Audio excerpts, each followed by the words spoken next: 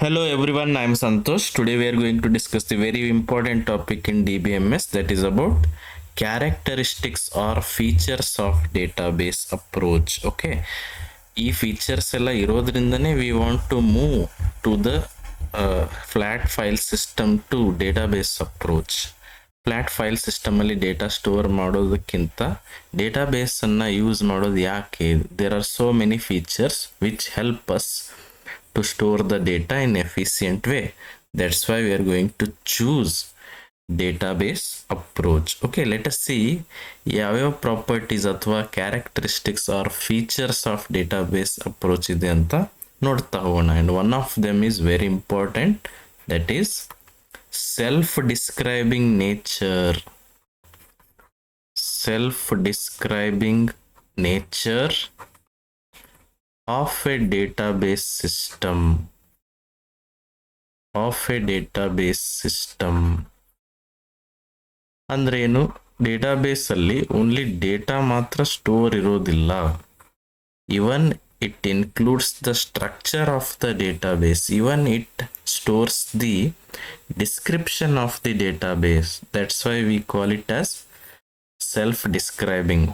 Database ಅಲ್ಲಿ data ಮಾತ್ರ store ಇರೋದಿಲ್ಲ, ಅದ್ರ ಜೊತೆಗೆ ಡೇಟಾದ ಸ್ಟ್ರಕ್ಚರ್ ಅಥವಾ ಡಿಸ್ಕ್ರಿಪ್ಷನ್ ಕೂಡ ಸ್ಟೋರ್ ಇರುತ್ತೆ. That's why it is called as self describing nature of the database system. ಇದರಿಂದ ಏನಾಗುತ್ತೆ? ವೆನ್ ಸೆಲ್ಫ್ ಡೇಟಾ ಇವನ್ ಅದರದ್ದು information like what data type of the data it is, ಇದೆಲ್ಲ ಕೂಡ ಅಲ್ಲಿ ಸ್ಟೋರ್ ಆಗಿರುತ್ತೆ. ಒಂದು ಎಕ್ಸಾಂಪಲ್ ನೋಡೋಣ, ಅಂದರೆ ನಿಮ್ಗೆ ಇನ್ನೂ ಈಸಿ ಆಗುತ್ತೆ. Okay, it helps DBMS to understand the structure of data automatically. DBMS ಗೊತ್ತಾಗ್ಬಿಡುತ್ತೆ ಇದು ಯಾವ ಟೈಪ್ ಆಫ್ ಡೇಟಾ ಇದೆ ಅಂತ. ಬಿಕಾಸ್ ಡೇಟಾಬೇಸ್ ಅಲ್ಲಿ ಬರೀ ಡೇಟಾ ಮಾತ್ರ ಸ್ಟೋರ್ ಇರೋದಿಲ್ಲ, ಅದರದ್ದು ಸ್ಟ್ರಕ್ಚರ್ ಅಥವಾ ಡಿಸ್ಕ್ರಿಪ್ಷನ್ ಕೂಡ ಸ್ಟೋರ್ ಇರುತ್ತೆ. Okay, let us right. A database doesn't just store the data. A database does not just store the data.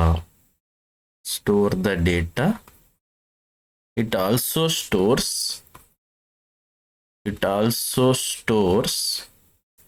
the description of the data.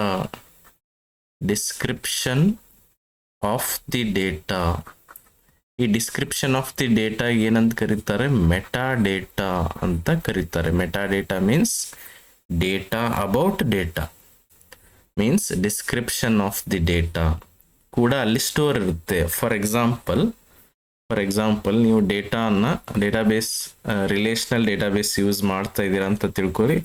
Relational database ಅಂದ್ರೆ ಏನು?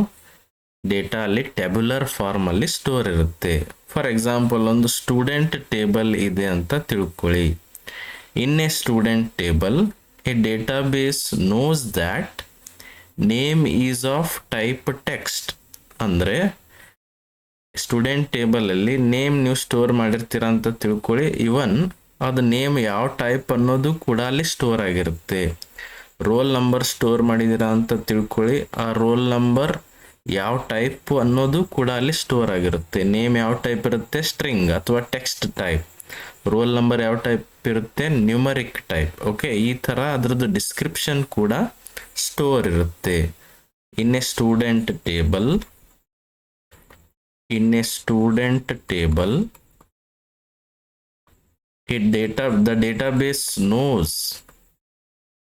the database knows that even the name is of type text.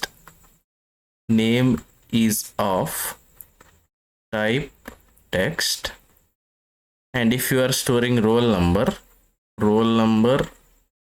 is of type number. ಈ description ಕೂಡ store ಇರುತ್ತೆ. For example ಒಂದು student table ಅನ್ನ ನಾನು ಇಲ್ಲಿ ತೋರಿಸ್ತೀನಿ. ಸ್ಟೂಡೆಂಟ್ ಟೇಬಲ್ ಅಲ್ಲಿ ನಾವು ಸುಮ್ಮನೆ 2 ಡೇಟಾ ಸ್ಟೋರ್ ಮಾಡ್ತಾ ಇದೀವಿ ಅಂತ ತಿಳ್ಕೊಳ್ಳಿ, ನೇಮ್ ಮತ್ತು ರೋಲ್ ನಂಬರ್. ಓಕೆ, ನೇಮ್ ಮತ್ತು roll number. For example name is Santosh or Amit, Santosh ಈ ತರ ಸ್ಟೋರ್ ಇರುತ್ತೆ. ರೋಲ್ ನಂಬರ್ 11, 15 ಈ ತರ ಡೇಟಾ ಸ್ಟೋರ್ ಇದೆ ಅಂತ ತಿಳ್ಕೊಳ್ಳಿ. This is what student table. ಈ ಡೇಟಾ ಅಷ್ಟೇ ಅಲ್ಲದೆ ಇದ್ರದ್ದು ಸ್ಟ್ರಕ್ಚರ್ ಅಥವಾ ಡಿಸ್ಕ್ರಿಪ್ಷನ್ ಕೂಡ ಸ್ಟೋರ್ ಇರುತ್ತೆ. ಡಿಸ್ಕ್ರಿಪ್ಷನ್ ಅಂದ್ರೆ ಏನು? Meta data. What is meta data of this? Name ಅನ್ನೋದು ಯಾವ ಟೈಪ್, ರೋಲ್ ನಂಬರ್ ಅನ್ನೋದು ಯಾವ ಟೈಪ್ ಅನ್ನೋದು ಕೂಡ ಇಲ್ಲಿ ಸ್ಟೋರ್ ಇರುತ್ತೆ. For example name is of type string, ಹೆಸರು ಸ್ಟ್ರಿಂಗ್ ಅಲ್ಲಿ ಇರುತ್ತೆ, ಅಥವಾ ಟೆಕ್ಸ್ಟ್, ಅಥವಾ ಡೇಟಾಬೇಸ್ ಲ್ಯಾಂಗ್ವೇಜ್ ಅಲ್ಲಿ DBMS ಲ್ಯಾಂಗ್ವೇಜ್ ಅಲ್ಲಿ ಹೇಳೋದಾದ್ರೆ ವೇರ್ ಕ್ಯಾರ್ ಅಂತ ಕರೀತಾರೆ. Roll number will be numeric. ಈ ಡಿಸ್ಕ್ರಿಪ್ಷನ್ ಕೂಡ ಸ್ಟೋರ್ ಇರುತ್ತೆ. ಡಿಸ್ಕ್ರಿಪ್ಷನ್ ಸ್ಟೋರ್ ಇರೋದ್ರಿಂದ DBMSಗೆ ಈಸಿ ಆಗುತ್ತೆ to understand the data. For example name ಜಾಗದಲ್ಲಿ ನಾವು ಸ್ಟ್ರಿಂಗ್ ಡೇಟಾನೇ ಹಾಕಬೇಕು, ಅಲ್ಲಿ ನಂಬರ್ ಡೇಟಾ ಹಾಕಕ್ ಬರೋದಿಲ್ಲ. DBMS will understand it immediately because it knows the structure. ಈ ತರ ಇರೋದ್ರಿಂದ ವಿ ಕ್ಯಾನ್ ಅವಾಯ್ಡ್ ದ ಎರರ್ಗಳನ್ನು ಅವಾಯ್ಡ್ ಮಾಡಬಹುದು.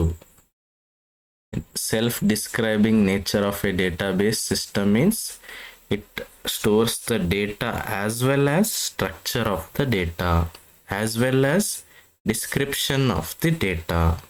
Okay, got it? ಅರ್ಥ ಆಯ್ತಲ್ಲ? This is the first characteristic, main feature of database approach. Okay, let us go to the next feature. What is next feature? Program data independence and data abstraction. This provides program data independence and data abstraction. Data abstraction is another important feature of database approach. ಹಂಗಂದ್ರೆ program data independence ಅಂದ್ರೆ ಏನು? Data independence ಅಂದ್ರೆ for example if you are using YouTube database, YouTube ಅಲ್ಲಿ ಸಾಕಷ್ಟು videos ಅಲ್ಲಿ store ಇರ್ತವೆ, which is handled by DBMS, one of the DBMS. It is also one kind of database. Program data independence ಅಂದ್ರೆ ಏನು? If any one is uploading new videos, ಹೊಸ videos ಯಾರಾದರೂ upload ಮಾಡ್ತಾ ಇದ್ರೆ ಅದು ವ್ಯೂವರ್ಸಿಗೆ ಏನಾದರೂ ಇಫೆಕ್ಟ್ ಆಗುತ್ತಾ? No, there is independency. Upload ಮಾಡೋರು ಅಪ್ಲೋಡ್ ತಾವು ಮಾಡ್ತಿರ್ತಾರೆ, ಬಟ್ ವಿಡಿಯೋಸ್ ನೋಡೋರು ಕೂಡ ನೋಡ್ತಿರ್ತಾರೆ. ದೇರ್ ಈಸ್ ನೋ ಕಾನ್ಫ್ಲಿಕ್ಟ್ಸ್, ಏನು ಡಿಸ್ಟರ್ಬೆನ್ಸಸ್ ಇರೋದೇ ಇಲ್ಲ.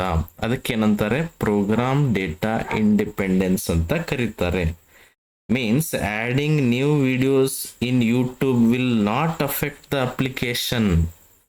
ಅಥವಾ ಇನ್ನೊಂದು ಸಿಂಪಲ್ ಎಕ್ಸಾಂಪಲ್ ಹೇಳೋದಾದ್ರೆ, ಅಮೆಝಾನ್, ಎಲ್ಲರೂ ಅಮೆಝಾನ್ ಡೇಟಾ ಬೇಸ್ ಅನ್ನ ಯೂಸ್ ಮಾಡ್ತೀರಿ, ಮೀನ್ಸ್ ಅಮೆಝಾನ್ ಅಪ್ಲಿಕೇಶನ್ ಅನ್ನ ಯೂಸ್ ಮಾಡ್ತೀರಿ. ಅಮೆಝಾನ್ ಅಲ್ಲಿ ಸಾಕಷ್ಟು ಪ್ರಾಡಕ್ಟ್ ಡೀಟೇಲ್ಸ್ ಕೂಡ ಅಲ್ಲಿ ಸ್ಟೋರ್ ಇರ್ತವೆ, ಅದು ಕೂಡ one of the data base. If Amazon moves product database from one server to another server, ಈಗ ಅದೇನ್ ಮಾಡುತ್ತೆ? ಡೇಟಾ ಸ್ಟೋರ್ ಮಾಡಕ್ಕೆ ಬೇರೆ ಸರ್ವರ್ನ ಯೂಸ್ ಮಾಡ್ಕೊಳ್ತಾ ಇದೆ ಅಂತ ತಿಳ್ಕೊಳ್ಳಿ. It is moving the data. ಅವಾಗ ಏನಾದರೂ ನಮಗೆ ಅಮೆಝಾನ್ ಆ್ಯಪ್ ಯೂಸ್ ಮಾಡುವಾಗ ಅದರದ್ದು ಏನಾದರೂ ಎಫೆಕ್ಟ್ ಆಗುತ್ತಾ? No. Means this is what program data independence ಅಂತ ಕರೀತಾರೆ. ಆ್ಯಂಡ್ ಯೂಶ್ವಲಿ ಡೇಟಾ ಅಬ್ಸ್ಟ್ರಾಕ್ಷನ್ ಅಂದರೆ already you know, it is the method of hiding the information or hiding the complexity of storage. ಆ data actually ಎಲ್ಲಿ store ಆಗಿದೆ ಅನ್ನೋದು database ಇಂದ ಅಥವಾ ಯೂಸರ್ಸ್ಗೆ ಅದು ಹೈಡ್ ಆಗಿರುತ್ತೆ. ಅದು ನೆಸೆಸರಿನೂ ಇಲ್ಲ. ಫಾರ್ ಎಕ್ಸಾಂಪಲ್, ನೀವು ಇನ್ಸ್ಟಾಗ್ರಾಮ್ ಅಲ್ಲಿ ವಿಡಿಯೋಸ್ ಅಪ್ಲೋಡ್ ಮಾಡ್ತೀರಿ. Instagram is also one of the database. ಅಲ್ಲಿ ಇನ್ಸ್ಟಾಗ್ರಾಮ್ ವಿಡಿಯೋ ಅಪ್ಲೋಡ್ ಮಾಡ್ತೀರಿ, ಆ ಇನ್ಸ್ಟಾಗ್ರಾಮ್ ವಿಡಿಯೋ ಎಲ್ಲಿ ಸ್ಟೋರ್ ಇದೆ ಅನ್ನೋದು ನಮ್ಗೆ ಗೊತ್ತೇ ಇರೋದಿಲ್ಲ. Means it is abstracted, it is hidden. That is what data abstraction ಅಂತ ಕರೀತಾರೆ. Okay, let us write about it. What is program data independence? This refers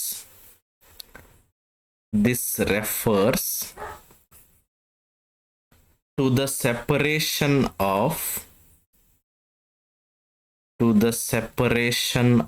of how the data is stored.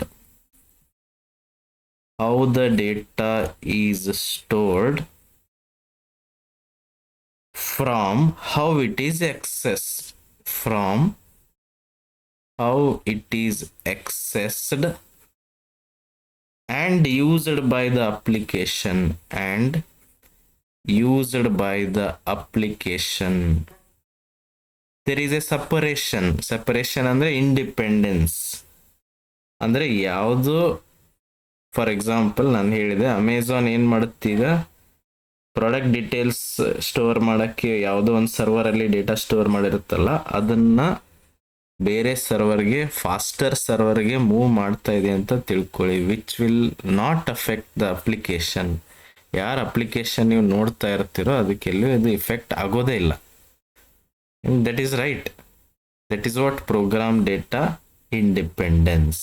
Got it? Or you can write this example.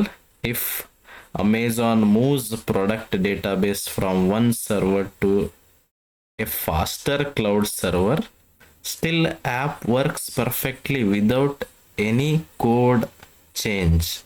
Program change ಮಾಡೋದು, ಅಪ್ಲಿಕೇಶನ್ನಲ್ಲಿ ಹೊಸ ಕೋಡನ್ನು include ಮಾಡೋದು ಏನೂ ಅವಶ್ಯಕತೆನೇ ಇಲ್ಲ. Okay, that is what program data independence. ಅಥವಾ adding new videos, for example, adding new videos in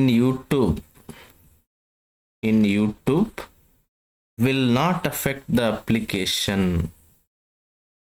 Will not affect the application. ಅಂದ್ರೇನು, ಯಾರೋ ವಿಡಿಯೋಸ್ ಅಪ್ಲೋಡ್ ಮಾಡ್ತಾನೆ ಇರ್ತಾರೆ, ಬಟ್ ಸ್ಟಿಲ್ ವ್ಯೂವರ್ಸ್ ವ್ಯೂ ಮಾಡ್ತಾನೆ ಇರ್ತಾರೆ, ಅವ್ರಿಗೇನು ಎಫೆಕ್ಟ್ ಆಗ್ತಾನೆ ಇರಂಗಿಲ್ಲ, ಅಪ್ಲಿಕೇಶನಲ್ಲಿ ಏನು ಚೇಂಜಸ್ ಆಗ್ತಾನೆ ಇರೋದಿಲ್ಲ. That is what program data independence. And what is data abstraction? Data abstraction ಅಂದ್ರೇನು? Data abstraction is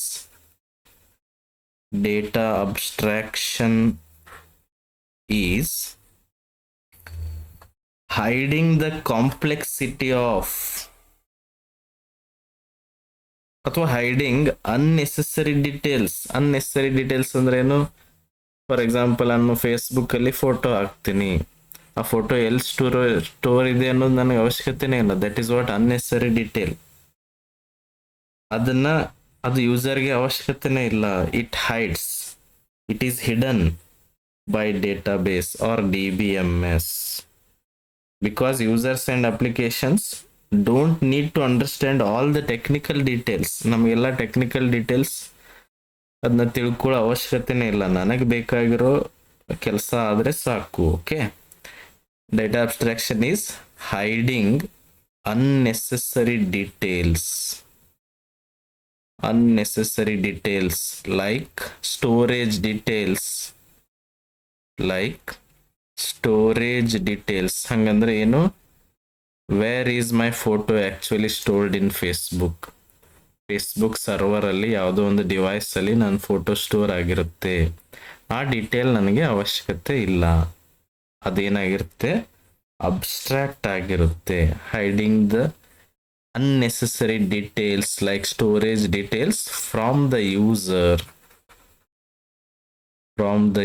Data abstraction is necessary. ಅದು ನಮ್ಗೆ ಬೇಕಾಗುತ್ತೆ, ಬಿಕಾಸ್ ಎಲ್ಲಾನು ನಾವು ಇನ್ಫಾರ್ಮೇಶನ್ ಯೂಸರ್ಗೆ ಪ್ರೊವೈಡ್ ಮಾಡ್ತೀನಿ ಅಂದರೆ that is wrong. Some information which is not important to the user, ಅದನ್ನು ನಾವು ಡಿಸ್ಕ್ಲೋಸ್ ಮಾಡೋ ಅವಶ್ಯಕತೆ ಇಲ್ಲ. That is provided by DBMS. Okay, that is also one of the advantages of DBMS, and that is one of the feature of database approach. Okay, and the next feature is third one. The next feature is support for multiple views of data. Database ಅಲ್ಲಿ data store ಮಾಡೋದ್ರಿಂದ ಅದು ನಮಗೆ multiple views ಅಲ್ಲಿ ಡೇಟಾನ view ಮಾಡಕ್ಕೆ hello ಮಾಡುತ್ತೆ. ಹಂಗಂದ್ರೆ what is that? I will right first. Support for multiple views of data. multiple views of data. What is this actually? ಇದಂದ್ರೆ ಏನು ಅಂತ ನೋಡೋಣ. See, a database has many users, each of whom may require different view of database. ಡೇಟಾಬೇಸ್ಗೆ ಸಾಕಷ್ಟು users ಇರ್ತಾರೆ. For example student database ಅಥವಾ university database ಇದೆ ಅಂತ ತಿಳ್ಕೊಳ್ಳಿ. ಅದನ್ನ ಯಾರ್ಯಾರು ವ್ಯೂ ಮಾಡ್ತಿರ್ತಾರೆ? ಟೀಚರ್ಸ್ ನೋಡ್ತಿರ್ತಾರೆ ಅಂಡ್ ಸ್ಟೂಡೆಂಟ್ಸ್ ವ್ಯೂ ಮಾಡ್ತಿರ್ತಾರೆ.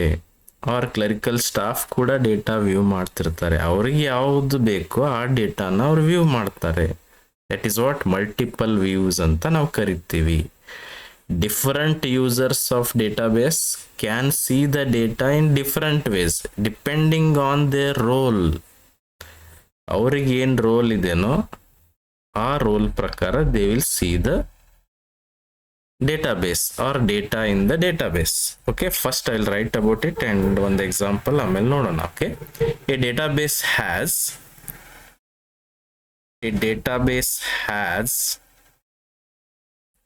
many users,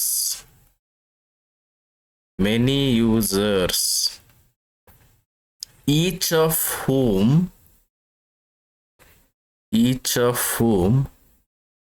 may require different view of database. A different view of database. ಸಾಕಷ್ಟು ಜನ ಡೇಟಾಬೇಸ್ ಅನ್ನ ಯೂಸ್ ಮಾಡ್ತಿರ್ತಾರೆ, ಬಟ್ ಅವರಿಗೆ ಯಾವ ಡೇಟಾ ಬೇಕೋ ಅದನ್ನ ಅವರು ವ್ಯೂ ಮಾಡ್ತಾರೆ depending on their role. Okay, different users of database. I'll write different users of database can see the data in different ways. Can see the data in different ways.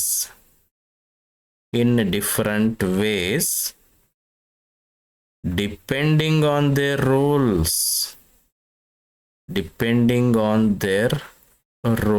ಹಂಗಂದ್ರೆ ಏನು actually? For example ನೋಡ್ರಿ, a student sees only their marks. Student ಏನ್ ಮಾಡ್ತಾನೆ, ಅವನ್ marks ಮಾತ್ರ ಅವಂಗ ನೋಡಬಹುದು. Okay, ಅವಂಗ ಫುಲ್ಲಿ ಅಥರೈಸೇಷನ್ ಇರೋದಿಲ್ಲ. This is only possible in database approach. Okay, but a teacher sees marks of all students. Teacher ಏನ್ ಮಾಡ್ಬೋದು, ಎಲ್ಲಾ ಸ್ಟೂಡೆಂಟ್ದು ಮಾರ್ಕ್ಸ್ ಅನ್ನ ನೋಡಬಹುದು. ಅದು ಅವ್ರ ವ್ಯೂ. ಸ್ಟೂಡೆಂಟ್ ಓನ್ಲಿ ಅವ್ರ ಮಾರ್ಕ್ಸ್ ಅಂತ ಮಾತ್ರ ಅವ್ರು ನೋಡಬಹುದು. ಅದು ಸ್ಟೂಡೆಂಟ್ ವ್ಯೂ. ಹಿಂಗೆ there is a lot of views, multiple views of data. This is correct. Actually ನಾವು ಅಥರೈಸೇಷನ್ ಮಾಡ್ತೀವಿ, ಯಾರು ಯಾವ ಡೇಟಾ ಅನ್ನ ನೋಡಬಹುದು ಅಂತ ಇಲ್ಲಿ ನಾವು ಅಥರೈಸೇಷನ್ ಕೊಡಬಹುದು. Okay, for example I will write a student sees only their marks.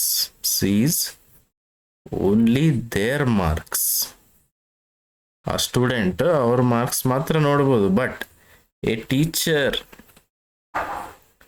Teacher sees marks of all students. That is right. ಸ್ಟೂಡೆಂಟ್ಗೆ ಅವ್ರದ್ದೇ ಆದ ವ್ಯೂ ಇದೆ, ಟೀಚರ್ಗೆ ಆಲ್ ವ್ಯೂಸ್ ಅವ್ರಿಗೆ ಸಿಗುತ್ತೆ, ಮೀನ್ಸ್ ಆಲ್ ಸ್ಟೂಡೆಂಟ್ ಡೇಟಾ. ಅದೇ ತರ an admin sees everything. An admin sees everything. ಅಡ್ಮಿನ್ಗೆ ಎಲ್ಲ ಅವಕಾಶನೂ ಇರುತ್ತೆ. That's why is called as admin. Like teacher ಡೇಟಾನು ಇರ್ಬೋದು, ಸ್ಟೂಡೆಂಟ್ ಡೇಟಾ ಇರ್ಬೋದು. ಟೀಚರ್ಗೆ ಕೊಟ್ಟಿರುವಂತ feedback admin can see. Okay, DBMS allows custom views for each user. ಪ್ರತಿಯೊಬ್ಬರಿಗೂ ಅವ್ರದ್ದೇ ಆದ ವ್ಯೂ ಅನ್ನ ಪ್ರೊವೈಡ್ ಮಾಡುವಂತ one of the feature. That is what support for multiple views of data. Got it? And the next feature is sharing of data.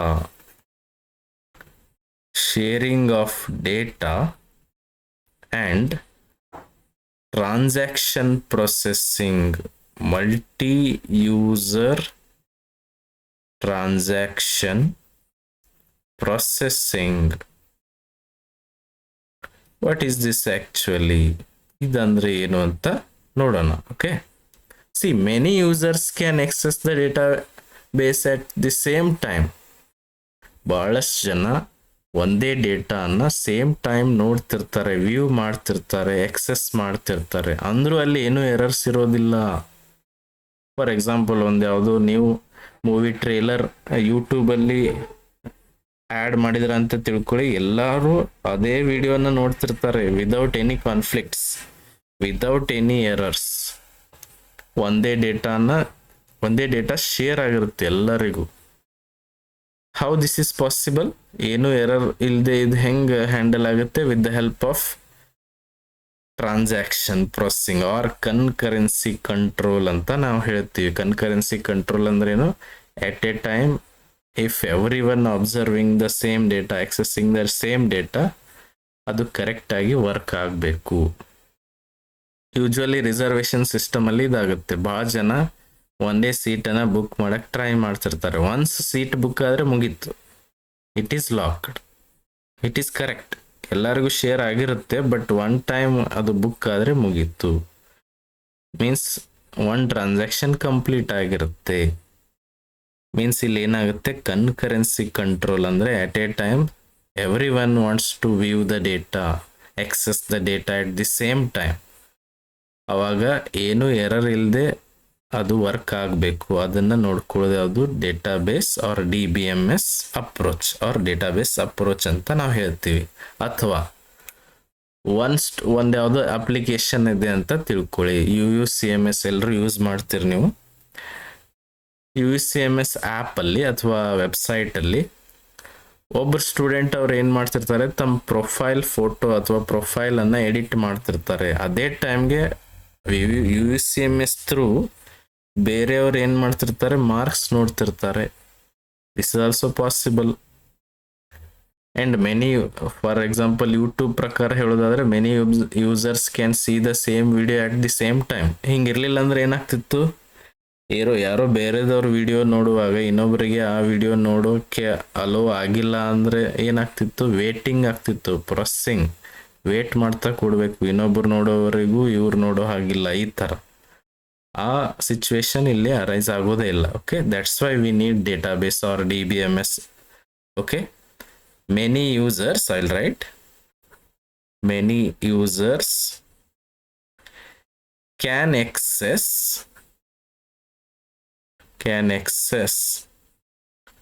the database at the same time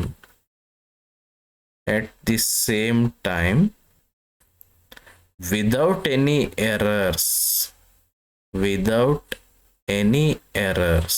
ಏನು error ಇಲ್ಲದೆ everyone can access the same data. For example, many users can see the same video in YouTube. Many users can see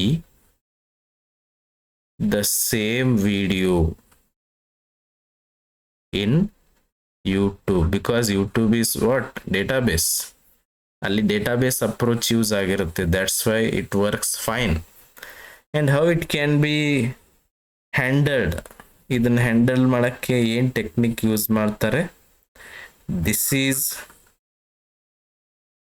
handled by the technique called using concurrency control and transactions. See, transaction means, for example, if you want to send the money, you amount ಕಳಿಸ್ತಾ ಇದ್ದೀರಾ ಅಂತ ತಿಳ್ಕೊಳ್ಳಿ, 10 rupees, 20 rupees. ಆ 20 rupees ಅಂದರೆ 20 rupees ಅಲ್ಲಿ ಹೋಗಿ reach ಆಗಬೇಕು. Only ನಾನು 20 rupees ಕಳಿಸಿದ್ರೆ ಅಲ್ಲಿ 19 rupees ಹೋಯ್ತು, 18 rupees ಹೋಯ್ತು, ಈ ಥರ ನಾವು ಹೇಳೋದೇ ಇಲ್ಲ ಯಾವಾಗಲೂ. ಫುಲ್ ಟ್ರಾನ್ಸಾಕ್ಷನ್ ಆಗಬೇಕು. Transaction means it is complete are incomplete, ಎರಡೇ ಸ್ಟೇಟ್ಸ್ ಇರ್ತಾವಲ್ಲಿ. ಇನ್ ಬಿಟ್ವೀನ್ ಸ್ಟೇಟ್ಸ್ ಇರೋದೇ ಇಲ್ಲ.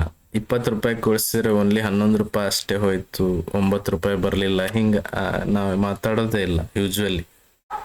It is what transaction.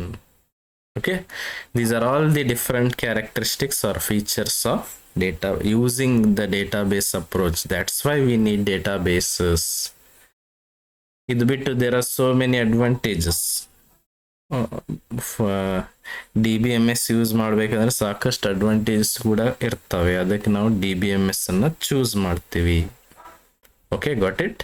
If you have any questions to ask you can comment. ಹೊಸದಾಗಿ ವಿಡಿಯೋ ನೋಡ್ತಾ ಇದ್ರೆ definitely please subscribe and share. Thank you.